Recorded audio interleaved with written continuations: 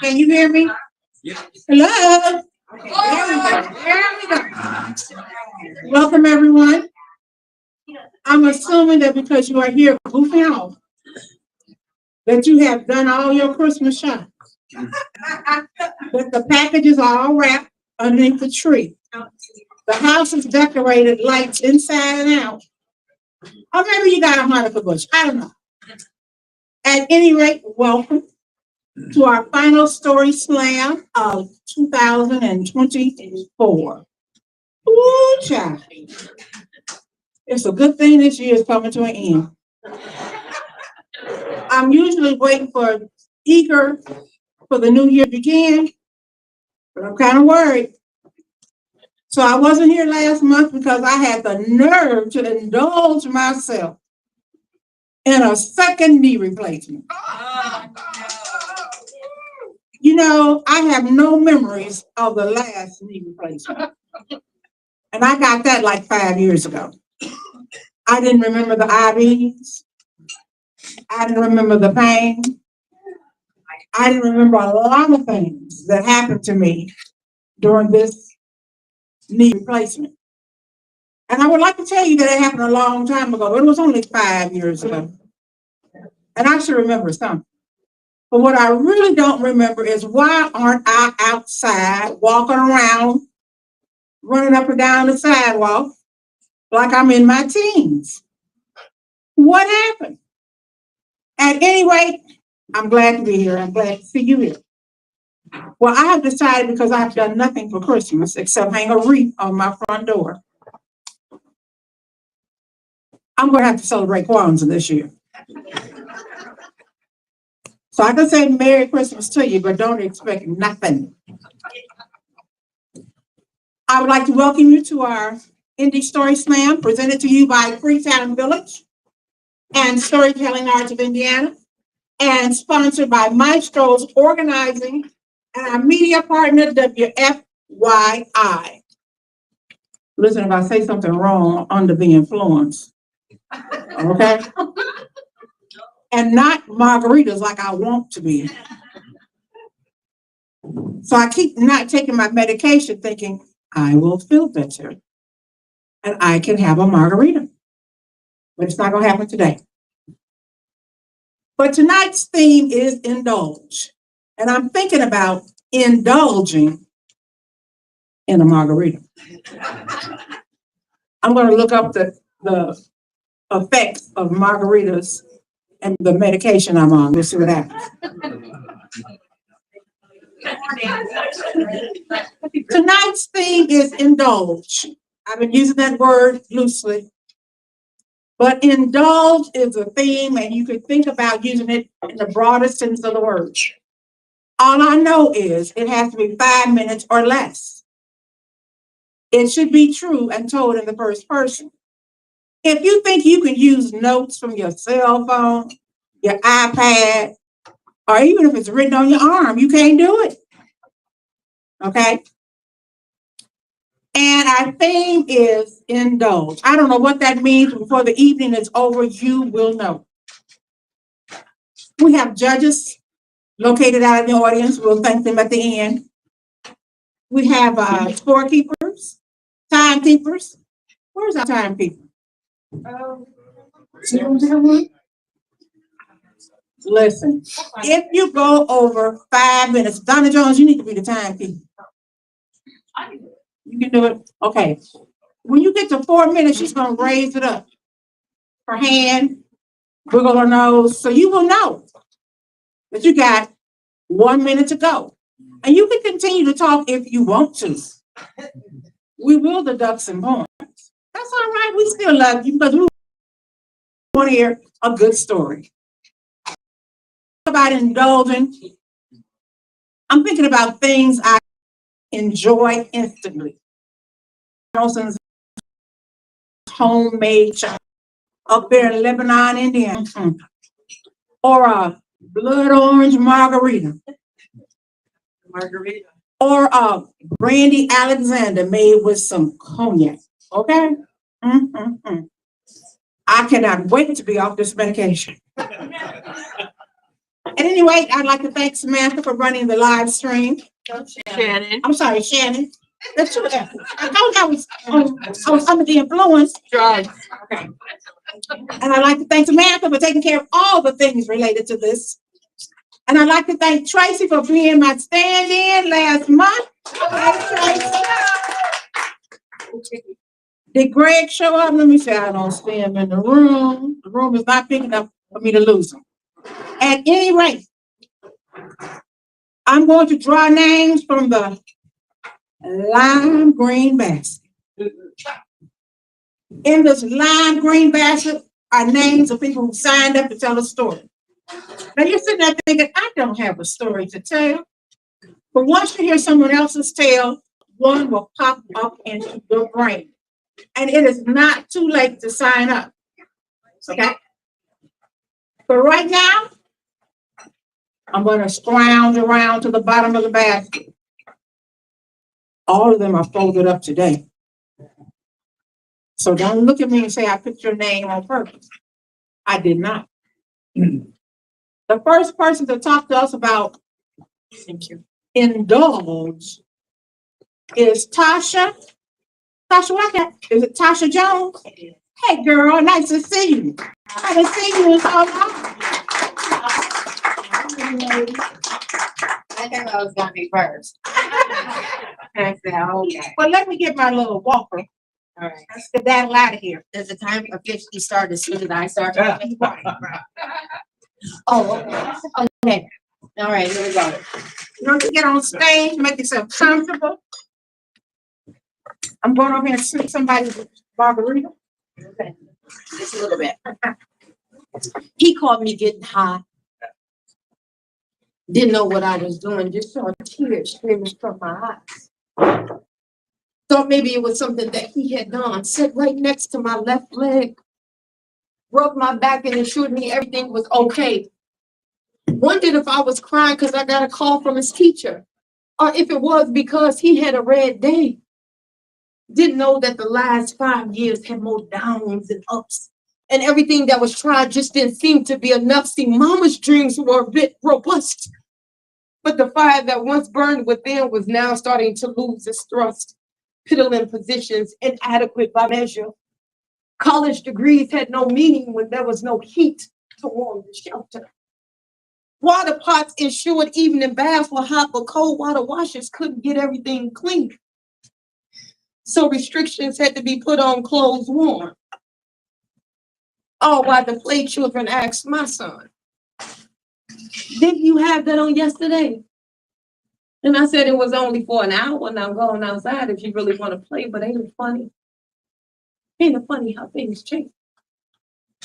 He met me when I was on the stage, yet being an artist was the equivalent to being unemployed.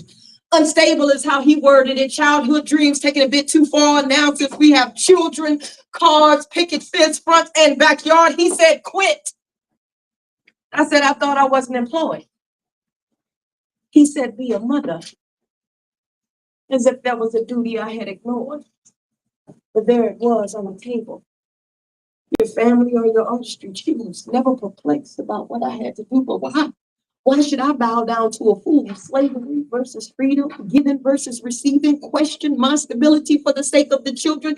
And he thought this be an ultimatum I could not refuse. So I whispered in the ear of Isabella Bonfrey, told her she wrote these words for me before I looked him square in the eye and said, ain't I a woman? Then being a mother is something I'm going to always be. Be it to you, this earth, or my children.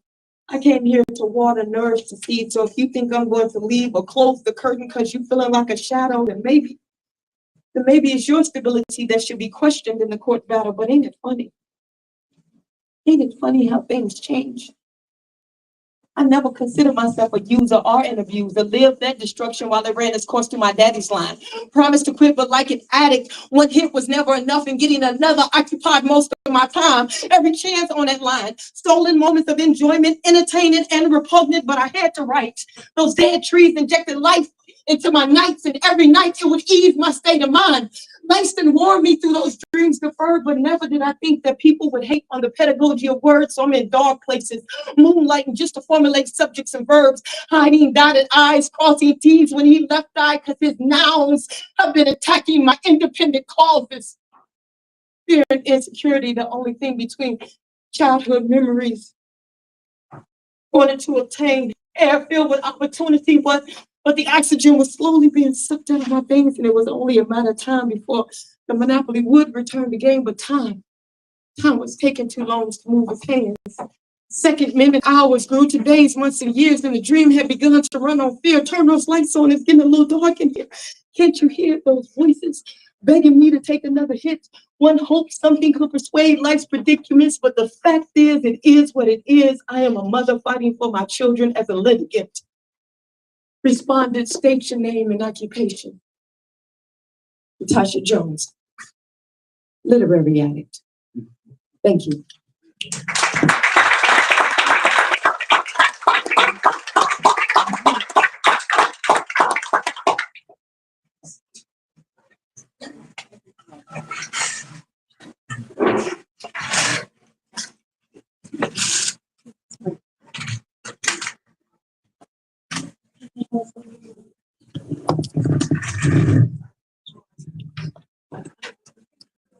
Woo, child. That's all I gotta say. That's a word we've been using every time I go to physical therapy. That's when you don't have any other words to express what you're feeling. You just go, woo, child. And that was wonderful. Thank you, Miss Tasha. Listen, y'all might want to know what we're doing next. Our next story slam is going to be January 15th. I can help you.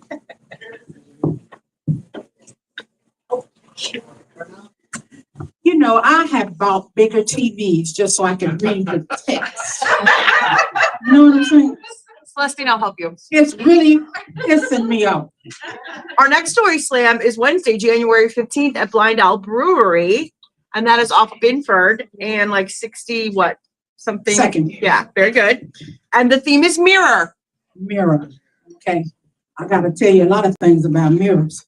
But I won't. Instead, I'll pull another name out of this lime green basket. And this time we're going to listen about the topic indulge from Chap Black.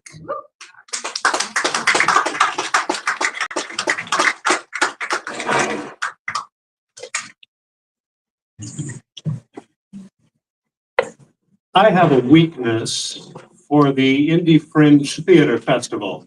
Comes around every August. I discovered this year that bug had also bitten Shannon, who mentioned back in July she would be emceeing the preview night, as she'd done before, which I would have known if I'd ever made it down from Lafayette for the preview night. So I thought this year maybe I'd try that. I did not stand there and pump Shannon for all the wheres and whens that I could look up online when I got home. I got home and looked on the web, and it said those details were coming soon. This was a month out from the festival, so I figured I'll just keep checking. There's certainly no reason to pester Max about this. I pester Max every year, mostly about, can I get my hands earlier on the program and schedule? Because that really helps with my unofficial efforts to incite more people from Lafayette to come check it out. It really helps when you can look at, okay, these are the shows I most want to see, and if I take these performances, I can do it in the fewest 2-hour round trips or overnight stays. And since that's sort of my yearly ritual, pestering Max for that, I try not to pester him about anything I can do on my own. So when it's the day before the preview and I'm still seeing coming soon on the website, I email Shannon. She's emceeing this thing. She'll know how to get there. And she tells me it's free, and the time and the place. And in fairness, it is not Shannon's job to tell me this is a free thing that needs a free ticket. So the day comes. I'm in Indy from 9 a.m. anyway, so I get super early to the venue, even after a nice, indulgent early dinner out. I'm looking forward to a free evening. Why not? And 2 hours there before curtain, I ask if there's any setup I can help with. I've got no place else to be. And no, they just lead me into Grand Hall to find a place to sit and relax. And I avoid the center front row, which is marked off for VIPs, and find just a seat on the side and leaf through my program and watch the band setting up. And by, it occurs to me to get a pen from my car so I can make notes on the program. And coming back in from my car, I run into the front of house people who have arrived and want to see my ticket. Well, how do I get a ticket? Well, you talk to her and she fusses on the app on the phone for a little bit, says, I need to go check with somebody, and walks away. And comes back and says, all of the free tickets are gone, but we have space in the center front row if you'd like to buy a VIP ticket. And inside my head go two little voices, and one is like, come on, you love the Fringe, you're down here already, it's all for a good cause. And the other was like, are you kidding me? But I buy the ticket. And the purchase goes through just as the doors officially open, and we're invited to stream into Grand Hall and spread out. Because the reason we're in there is a power problem with the smaller hall originally booked. So we should be doing our best to enjoy all the extra space. So now I just march right to that center front row, because after all this, I am going to indulge my VIP status, whatever that means. And what it means is sticking out like a dork as the only person sitting in the center front row, where like one other person ever sits who shows up late and takes the other end. And enjoying the previews while wondering if Shannon is thinking, do I need to worry about this guy? I mean, I mentioned I'm emceeing this show, and then he shows up with a VIP ticket and sits in the front row. What's up with that? So I promised that the full story would come out one day. And this is the day.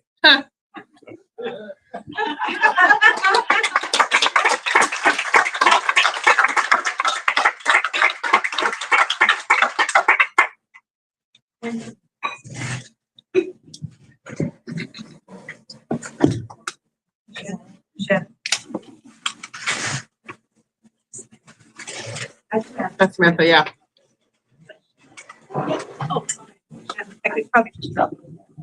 I could just be a fixture on the stage and not move. Listen, those VIP tickets were money well spent. Am I right? I mean, I was hosting it, so yes. Well, I happen to know some people who really indulge. Like I was in Vegas and I thought I'd go and see a show.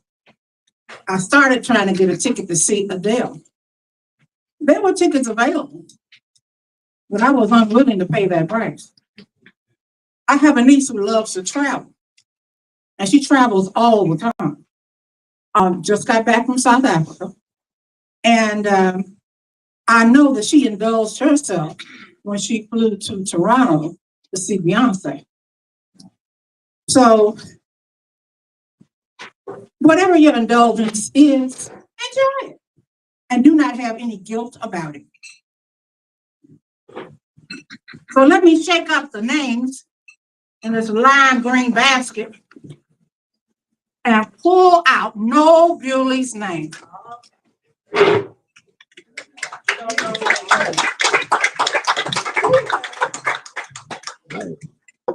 Too much.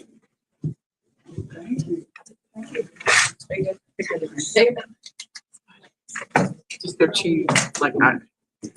Cheese app. You get chorizo in it or mushrooms. So I was born in southern Kentucky, and my dad was in the service, and he built a restaurant with his brother, Didn't go well. So he sold the restaurant to his brother. And they built a candy, not a candy store, that's what I thought it was. It was a country store that my mother had to run because she went to Puerto Rico for a few years to train other servicemen going to Korea. So my mother is there with a 1-year-old at the start, me, my 3-year-old sister. And she's running a country store that has gas pumps also. And we lived upstairs. So she had to leave us alone a few times. She went out to pump the gas. We had a beautiful candy counter with glass doors and everything. And I was 3 at that time. And I thought the candy looked good. So I climbed into the candy counter. When she came back, I was sitting in the candy counter with chocolate all over my face. I indulged at that time. When I got older, we had moved to Indianapolis, but there was a little store close to our house, Bob's Market. Bob was the only person in charge of that place.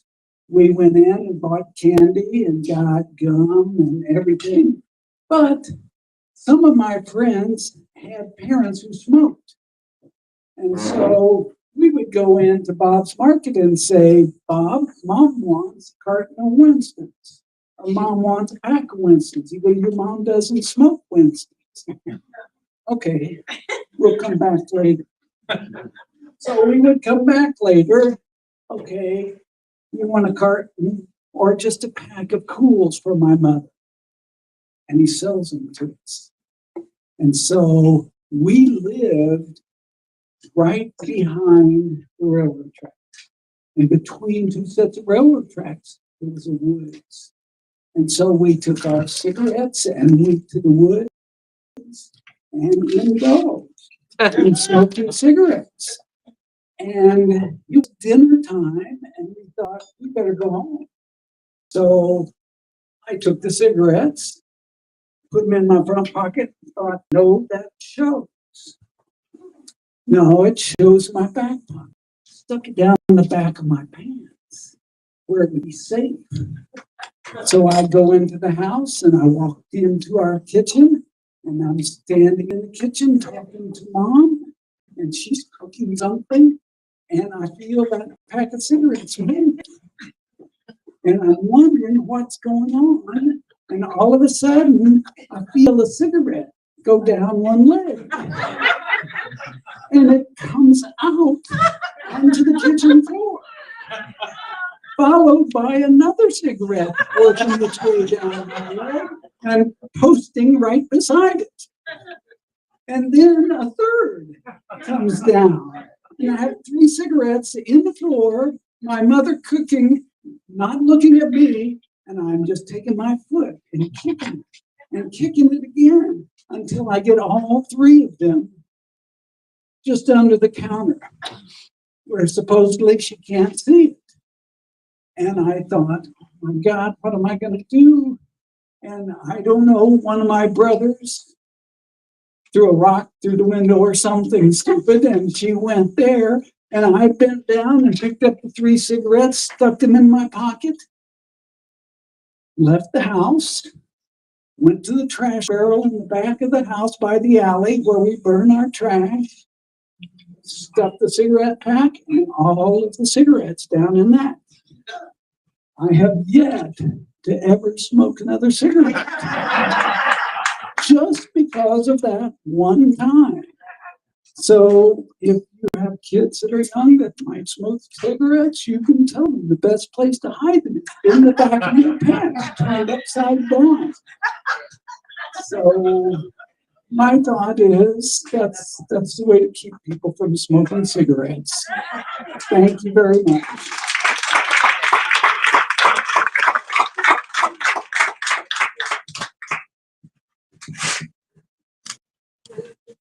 You did so well. Thank you. Yes, I remember when kids would go to the grocery store and buy cigarettes. My mother smoked Pall Mall, red, unfiltered. Nobody wants to smoke an unfiltered cigarette. I did not indulge until later years in high school with my cousin Maddie's boyfriend, Ronald Beard. We would go to church for a choir practice. And along the way, as we walked down the street, we would light up. And I think they were Winston filtered cigarettes. So I don't indulge in those. Didn't indulge for a long time. But I'm reaching into this bright green basket. And I'm pulling out a name that I've already called.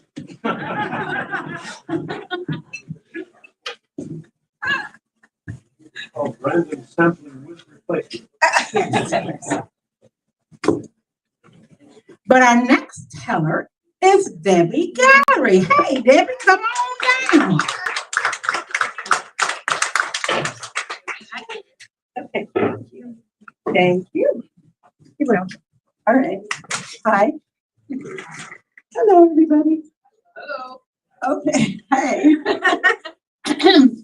So when I thought about this word, indulgence, I had a really hard time. Didn't like the word, and I couldn't think of anything to talk about. So I asked my husband, when I say the word indulgence, what does it remind you of?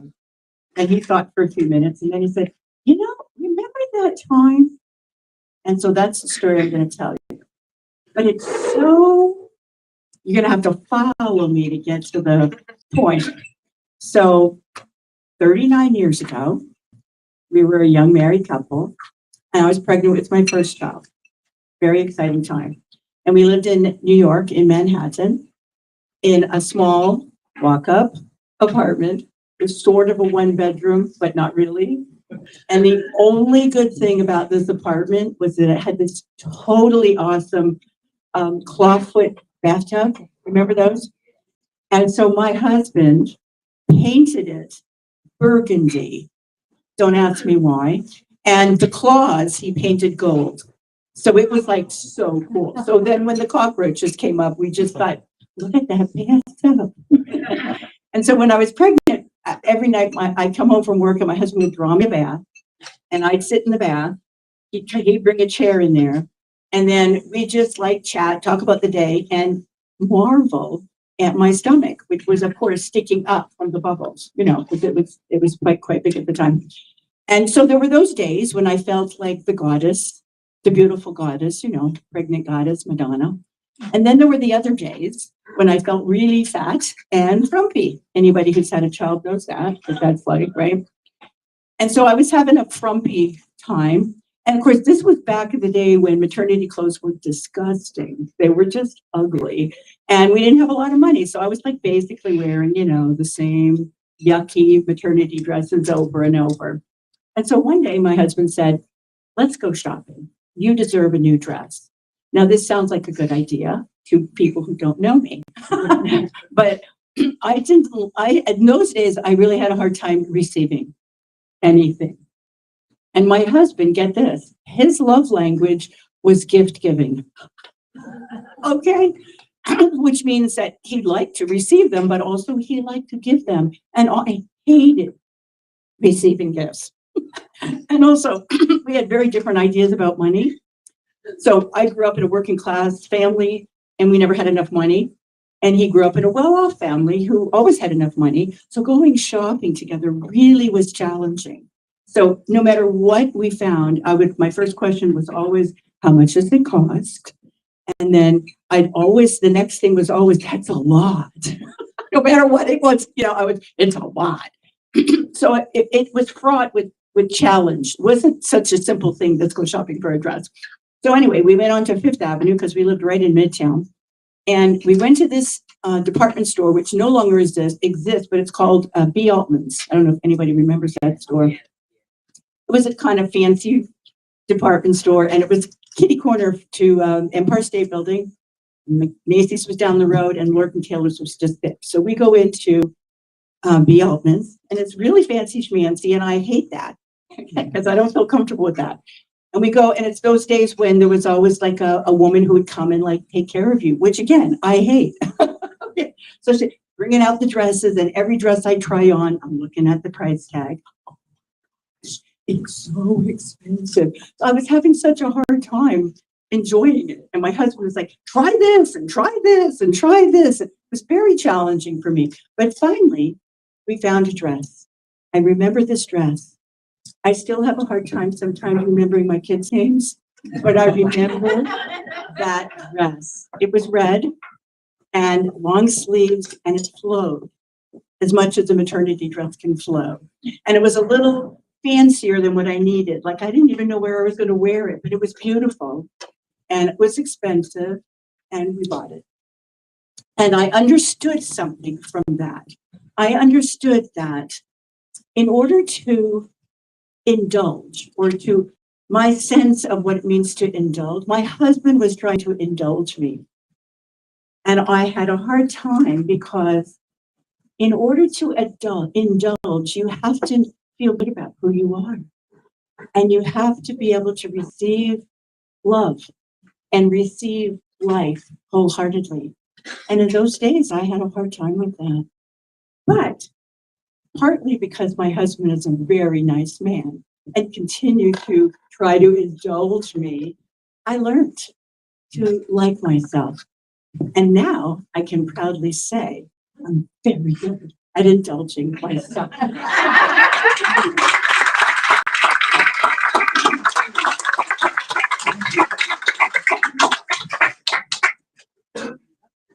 Thank you. Maybe I could give you lessons on indulging. I don't need it anymore. Now, the problem is, it's difficult to indulge when you have a beer budget and a champagne taste. But I'm telling you, it can be done.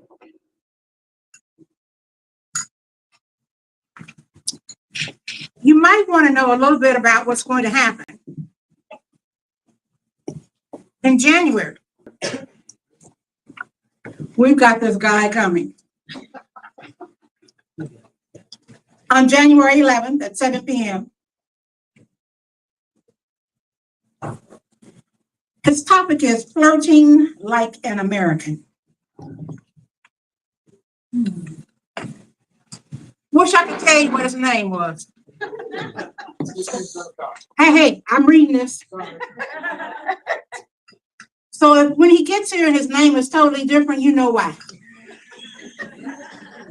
Sofian Zamokov, I butchered that. It's being sponsored by Ronan Mara Sr. and Marilyn Mara. And he is Russian. He was a naive single professor. He came to the US from Russia. He was fluent in numbers and statistics, but he was clueless when it came to that international language of women and romance. At any rate, go online, buy your ticket. I need to see you there because I need to know, could he unlock the mysterious exotic creature known as the American woman? Will he find love, or will he be forever monolingual with no romance? Join us at the Indiana History Center.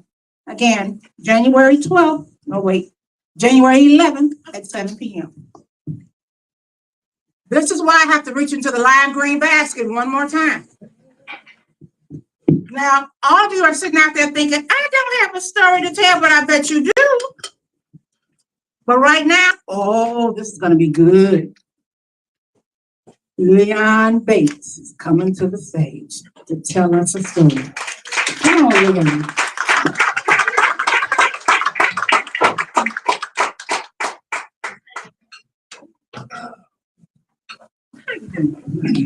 This won't take long. Don't go far. Indulge? Well, my wife over here is going to have to indulge this. She indulges me. Also, margaritas. There's a reason that I don't normally drink in public. I've been known to talk back to the police when I'm sober. And my co-conspirator over there can vouch for this. So my co-conspirator, when our son was about 3, almost 4, I came home from work one day. In my past life, I was an electrician. And I worked on all kinds of things. So he comes running into the room. And he had seen me fix things for his grandparents and around the house. He comes running in with his favorite toy. Anybody here's been a parent knows at least one of your kids had a toy you could not stand. He comes in with his toy, the noise maker, and he's looks at me and I'm sitting in the kitchen at the table. I just came in from work and I sat down and I had a pocket full of widgets and jumps and stuff. And he says, fit it. Fit it. Now I hated that damn toy. I hated the noise that it made. But I'm simple. I took it, disassembled it on the kitchen table, put it back together, making noise again. He took off that thing making noise. I'm like, why did I do that? I hated that toy. I knew better. Why did I do that? My co-conspirator stood at the kitchen at the stove, making dinner, never looked up, never warned me, never stopped me. Just let me go ahead and fix that blessed toy and give it back to him. So here I am indulging my son's madness as my co-conspirator indulges me in my madness. She didn't want me to get up here and talk about her and what we've done. I'm lucky that after seeing my family and meeting many of them, she still married me. I don't know why. But with that said, we have to learn to indulge, and we have to learn to indulge one another's madness. And her indulgence is her family and my family's madness. I don't know why I've done some of these things. I don't know why she has, but she has for 30 plus years.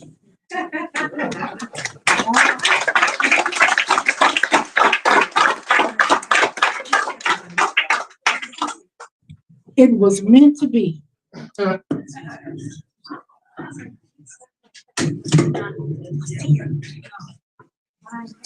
need a lavender light next time. Notice I left my orange lime, my lime basket over there.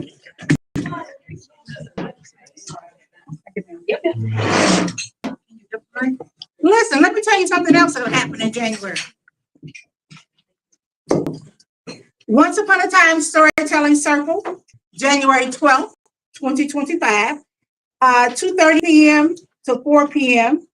And this time, this activity will take place at the Fort Benjamin Harrison branch of the Indianapolis Public Library. If you want to practice some folk tales, fairy tales, mythic tales, or just in an informal and supportive group, join us. The group is free to join and meets the second Sunday of every month. And hope to see you there. Debbie Gullery and Liza Hyatt will be there. If you want more information, see me and I'll give you their email addresses, okay? But now,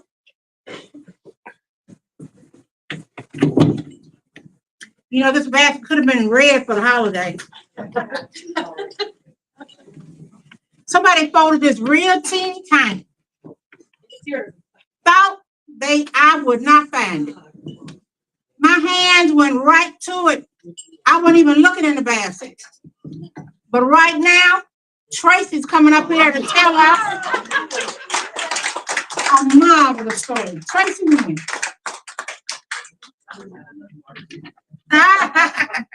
Take another sip. A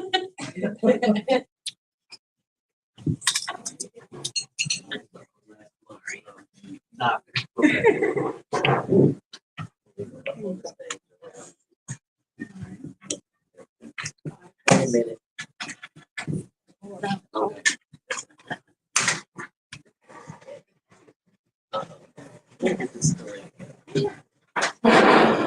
Okay, let me get the story again. Indulge. You know you can indulge and you can overindulge. Okay, growing up as a teenager at the height of the drug and sex revolution, there were plenty of things to indulge in. Plenty. But me, I decided that I would not partake in these things until I was of age. I had made a promise to my mother before she died that I wouldn't do certain things. And I held on all the way until I got to college. Now, my friends, they were indulging. And they were trying to get me to indulge, but I refused. So when we got to Tennessee State University, it happened.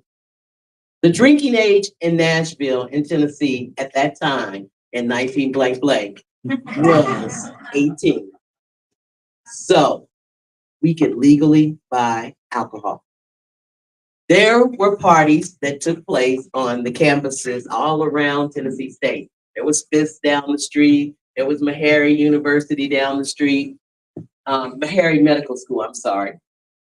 And so we would take the bus because none of us had cars as freshmen. Most of us got cars by sophomore, junior year. So we took the bus down to Fisk one night and they bought alcohol. And they swore that this would be Tracy's time to drink. Was not a good look. I indulged. And I overindulged. Now, the only way we could get to these parties back then, because we weren't cool, we were just freshmen, was to ride the bus.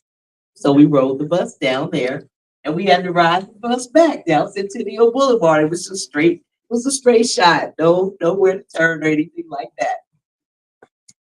And since I had overindulged when we got back on the bus, we all took a seat. Well, for some reason, I was sitting next to a young man that I did not know, and I fell asleep on his shoulder. And my friends did not wake me up. They sat there and they laughed the whole time. So that when I woke up, not only did I know that I had overindulged, I was last month's theme delirious. So from that point on, we didn't have to ride the bus the whole 4 years. You know, we got cars, some of us as sophomores, some of us as juniors. I became the designated driver.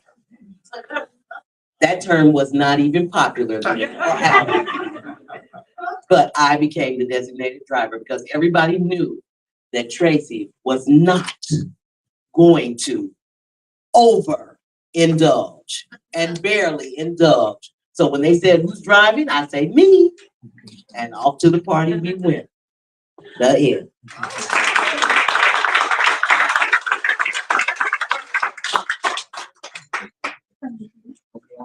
This way.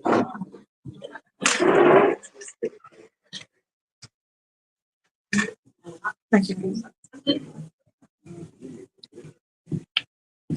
Yeah, but I can't do the wobble yet. When they ask me what my goals are in physical therapy, and my goal is to be able to wobble from my garage door all the way down to the end of my driveway. Now, when this happens, and I'm hoping it will, I'm going to post it on Facebook. Okay? Just want to warn you now. Indulge. Anybody thought of a story that you haven't thought about for years and want to tell? We still got room in this lime green basket. As I reach in here and pull out another name. Janet Collins, come on down.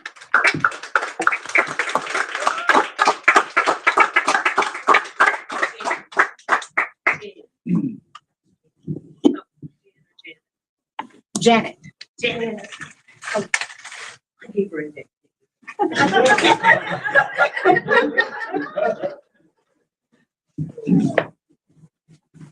I'm not gonna tell on myself tonight. 2 years ago, I moved to this area and I became a foster mom of 4 cats from the humane shelter. I was returning one of my fosters to the humane shelter when they had one already waiting for me in their office. She was a fat cat, and there was no hiding it because her fur was shaved down to the pink, and all of her rolls of fat were showing. She wasn't just chonky. She was my 600-pound life version of fat. And they wanted to take her. They were afraid to put her out on the floor. They just didn't think that she was ready. And I took her. I heard her story and I felt bad for her and I took her. The fact is that she had been indulged to that state by her person, and her person had died. And there's nothing worse for an animal than to have their person die and wind up in the shelter after they've been indulged to that extent. But it was a learning curve to figure out how to deal with a overindulged cat. Her story is she wound up in a home where she was overwhelmed by dogs, cats, and kids there, and she was hiding out in the litter pan.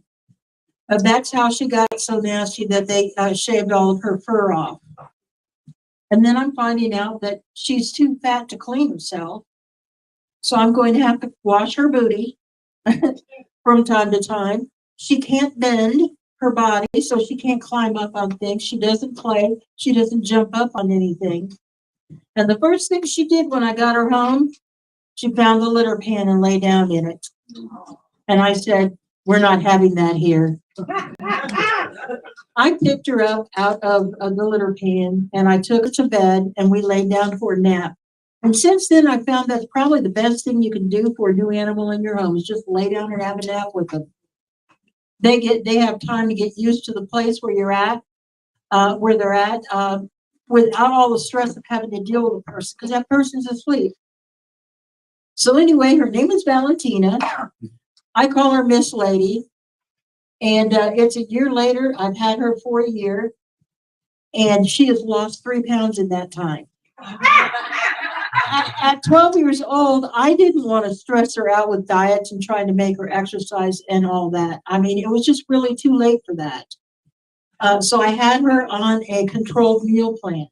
She couldn't eat all day, but I did have 4 small meals a day, so she didn't have to feel deprived between meals. Now, she is my clock nowadays. She knows exactly what time it is. And she tells me, when it's 5 o'clock and it's time to eat every time. But she will still bother me all day to feed her something extra. And every now and then, because of something, this or that, I will give her a treat. But then if she gets something between meals, that's a new time to bother me with something to eat. Well, you fed me this time yesterday, So she will bug me all day long if I let her. And then when I set her bowl down, she starts purring. She's the only cat I ever had that purred at being fed, but she does. She's an all-white cat.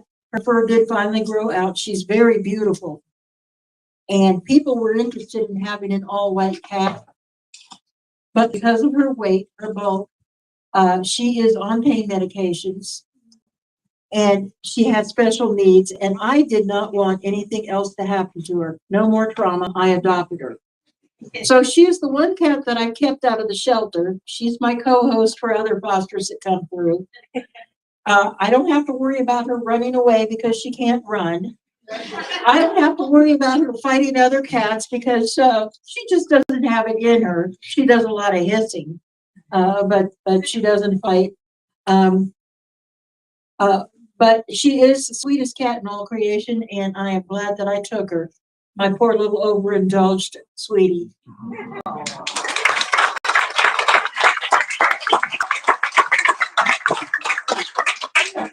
Thank you. For a minute, I thought she was describing me. Listen, I wore my pearls today. I understand why she couldn't jump. Now, I have never laid in the litter box, okay? But sometimes I do purr. Will you bring me my meal? That's all I gotta say. Well, you have done a valiant thing, taking care of this lady. Anybody else got a story that they all of a sudden remember? Don't be shy now. I got plenty of time. There's some blank slips over there. Everybody can tell a story about indulge. Because I want to indulge as soon as this medication wears off. And a giant margarita. You know why I keep putting your name out here? Tracy, you signed up twice? No.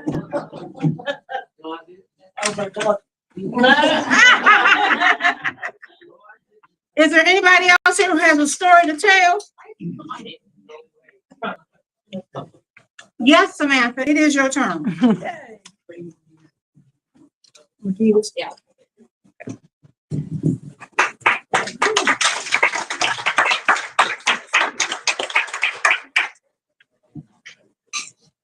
Now, I have a story about my dog, and for those that know me, when I say that, they automatically assume it's going to be about my dog, Thor. He is the love of my life. He's just a little guy, a Karen Terrier, who is on a veterinarian prescribed diet that he protests often. And he oddly resembles the footstool in Beauty and the Beast, if you're familiar. So he has like his little short, stubby legs and his little fur skirt all around, and he kind of just shuffles and snorts like a little pig, and he goes on walks. Now, unbeknownst to a lot of people, I actually have a second dog, and this story is about her, and her name is Jane. She is a dog's dog. So she is what the AKC has coined an all-American breed, which just means mutt. And she's all white. She has a brown spot around one eye. She's a stereotypical dog as you can get. She loves to play fetch. She loves chasing squirrels. She loves a good nap, and she loves a good treat. But she has these long legs, these beautiful long legs that help her glide through to catch those squirrels in our backyard. Now, I had a friend once who told me that the more someone loves and obsesses over their dog, there was a study done, the more likely they are to kind of forget or push those pets to the side once they have children. And I swore and promised to my dogs that that would not happen. When I had my daughter, my second daughter in June, apparently, although I was giving them all the love and attention and affection, someone was still pretty upset with us because every time we'd come home, we would notice that a lot of the dishes or snacks that people had brought over because we had just had my daughter were getting pulled off the counter. So keep in mind, we have Jane, long legs, kind of looks like a little bit of a short Labrador, and then Thor, footstool. You could probably guess who is to blame here. Yeah, who's to blame? Jane. So we started pushing these things back further and further, and for some reason, she was still getting them down, and every time I would give her a really stern glare, and she totally knew what I was trying to tell her, no. And she would go on about her business, I'm sorry, blah, blah, blah, snuggle up and move on with our lives. Then one day, my husband decided that he was going to take the girls out for the first time by himself. And obviously, I was not going to protest that. I gladly skipped upstairs as much as I could after giving birth and climbed into our bed for just a nice, silent nap. And all of a sudden, I hear some noise, some commotion downstairs. And so I tiptoe downstairs like a child trying to see if Santa's real. And you can imagine just because I'm like, okay, either someone's breaking in or I'm about to catch something really cool with the dog. They're funny, And out of the corner of my eye, I see Thor. And he has jumped up onto my daughter's kitchen counter stool, which just helps her, help us in the kitchen. He's managed to, finagle himself through there. He puts his paws up. He jumps onto the counter. Now, the way my kitchen is set up, it's like U-shaped, very small, typical Broad Ripple bungalow. Got a U-shaped kitchen, and it's counter, sink, microwave, which now that I say it out loud doesn't sound safe, and counter. And I watched this dog, I kid you not, climb over all the stuff on the one side of the counter, tiptoe on the 2 inches of counter between the sink and just nothing, I mean, he looked like an Olympic gymnast. He somehow like smoothly glides against the microwave, which again, not much room, and starts to indulge in the carrot cake with cream cheese frosting that our neighbor had baked us. And for a second, I was impressed. And then I was upset. And then I was regretful because all that time I was blaming Jane for something that my little guy had been doing. And as soon as he heard me on the stairs trying not to laugh, all of a sudden you hear, "Cook, cook, cook," and he jumps down from the counter and gives me this look like, "It wasn't me, Mom." Now, being postpartum, I'm not gonna lie to you, part of me just thought about just scraping off the part he had eaten and still going forward with this day. No judgment here, right? I didn't do that. Maybe I did. But I was gonna tell this story last month, and I realized, by starting it out, Jane, that actually this wasn't a story about Jane. It was about Thor, as it usually is.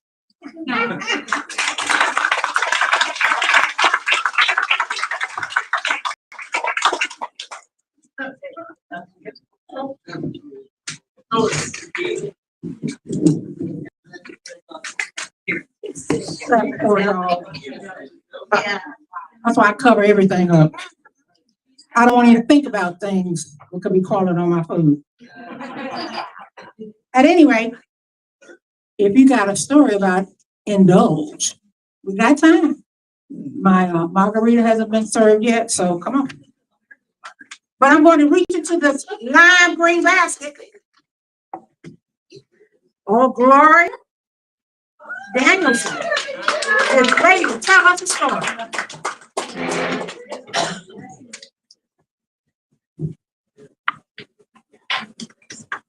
That's a lovely sweater. Thank you.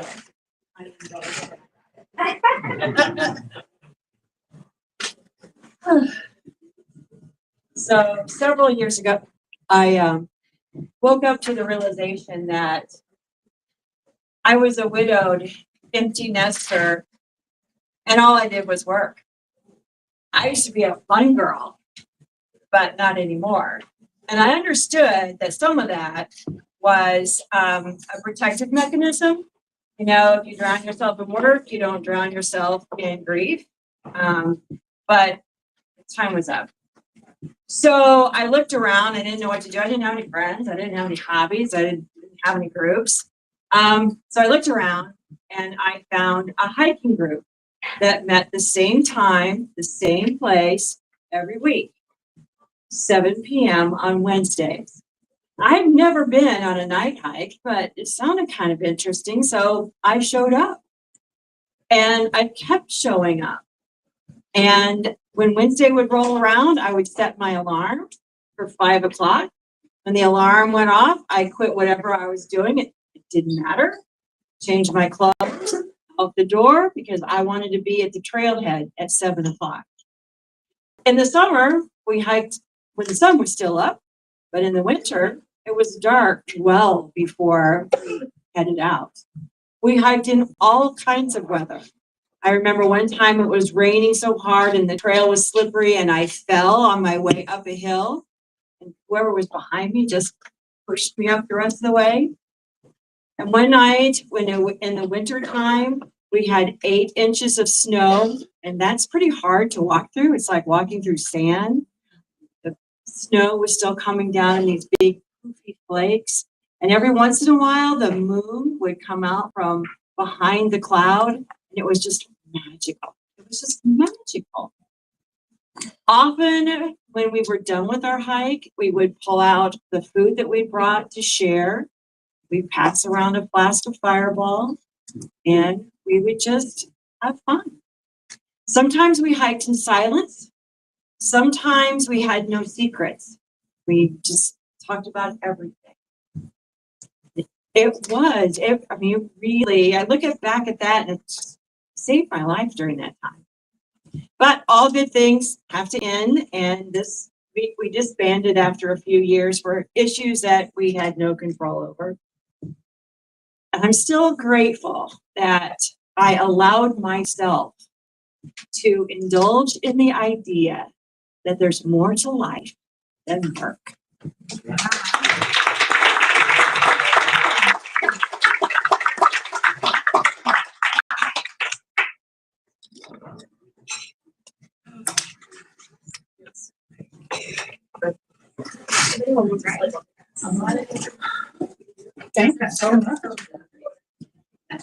I've always believed there's more in life than work.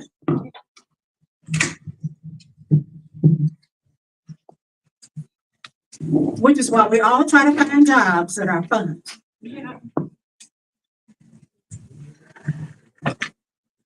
I only have one name left in my lime green basket. So y'all better start putting on your thinking caps, okay?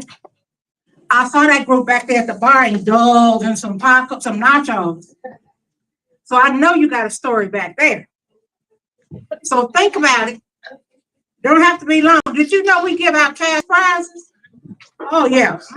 That's my horse with a different color. I know. But right now, our next teller to talk about indulge is Donna Jones.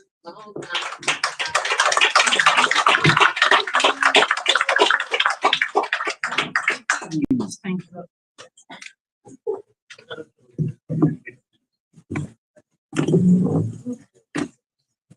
Y'all put on your thinking caps.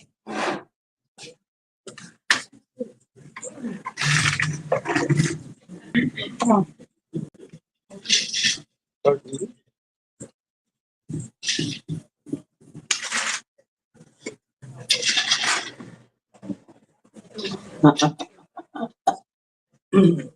Some of you may know that I have known her for a very, very, very, very, very, very, very, very, very, very, very long time.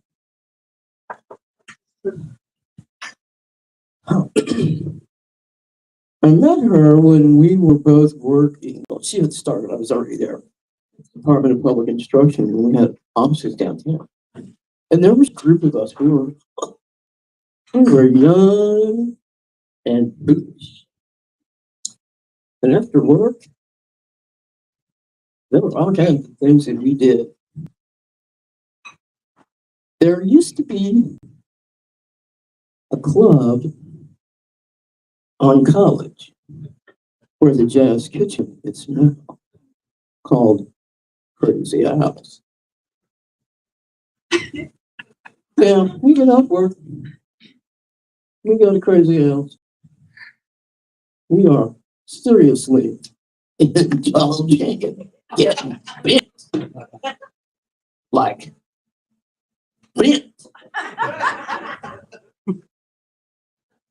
So she had this car that she then Ralph, the dancing Riviera. She takes off, headed to her house before we do. Me and a couple other people. We are headed down the street towards Keystone. When we come across, now, let me back up. I really overindulged. Because I stood up and tried to dance on the table, and they said, "You have to leave." And I think that's why we were on our way out. But we are headed down the street, headed east, towards Keystone. Before we get to the Steak and Shake, we see, oh, is that Celestine's car?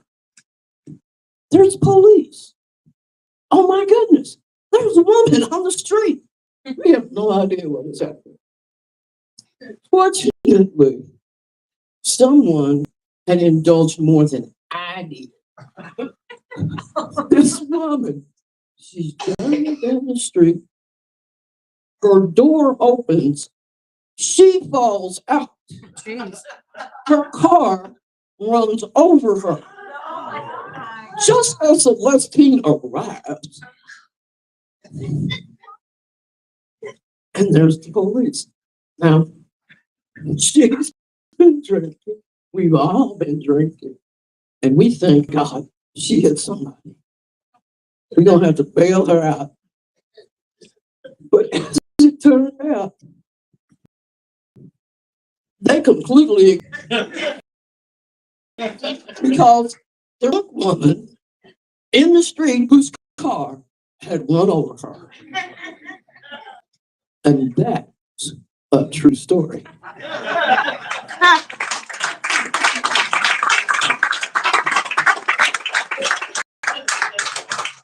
Thank you very much. I can vouch for that. And actually, we weren't going home. We were going to go have dinner after we had indulged. And that was back in the day when they had really good happy hours, okay? Now, this new happy hour stuff they just create now, I don't know what they're talking about. But you wouldn't even think about trying to drive in the traffic.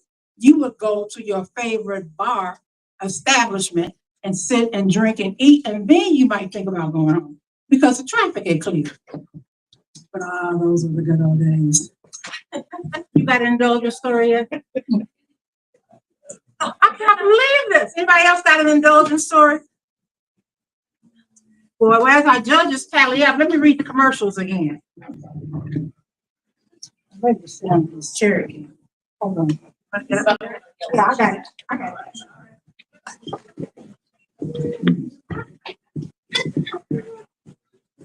Let me get comfy.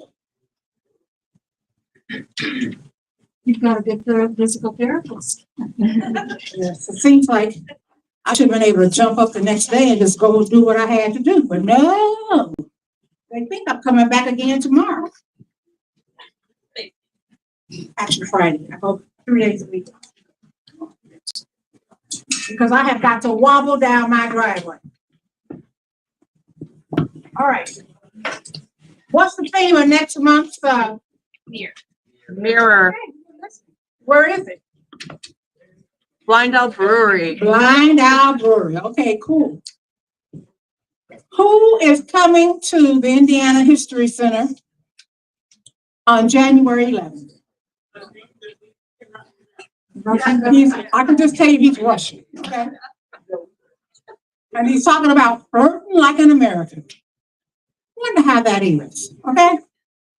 At any rate, don't forget to try to attend Once Upon a Time Storytelling Circle, January 12th, 2:30 to 4 p.m., which will be where?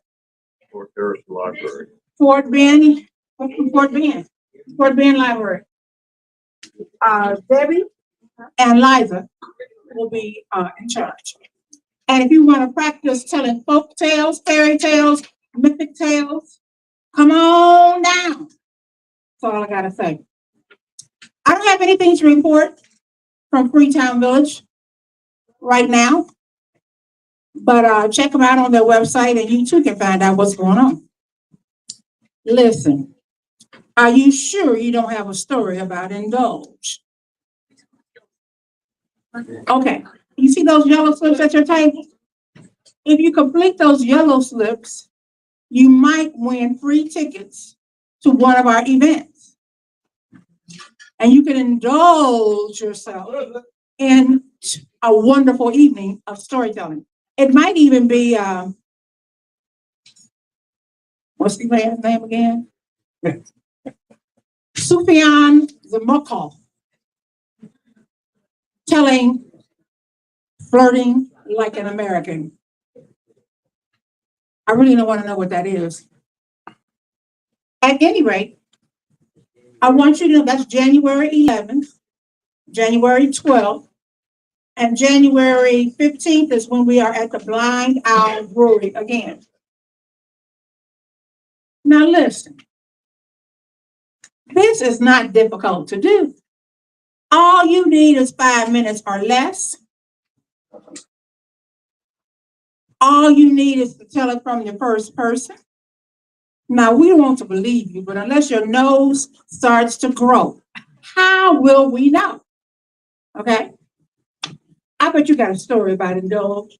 Don't talk now, okay? But look at the mirror topic. I'm giving you time now to start looking for your mirror story. But until then, let us announce our winners. We have a tie at third place. Is that what I'm looking at? Tasha Jones and Noel Bewley. Tied at third place. Congratulations. Second place, Debbie Gully. Valerie. And first place, Tracy Wynn. Listen, you have told some great tales. I hope you have a wonderful holiday, that you get to indulge in anything and everything you want to enjoy. Mine will be margaritas and chocolate, okay? If you're ready to celebrate Kwanzaa, come, hit me up. But don't expect nothing before then. I try, but it's not gonna happen. But I'd like to say happy holidays to everyone. Thank you for coming tonight. I'm going back over there and I'm gonna indulge in my Coca-Cola. And I want to thank Samantha and Shannon and our judges and our scorekeepers and our timekeepers. Samantha did double duty. I hope to see you in the new year. We're gonna collect all the yellow slips, the canary yellow slips, mind you. We are a colorful organization.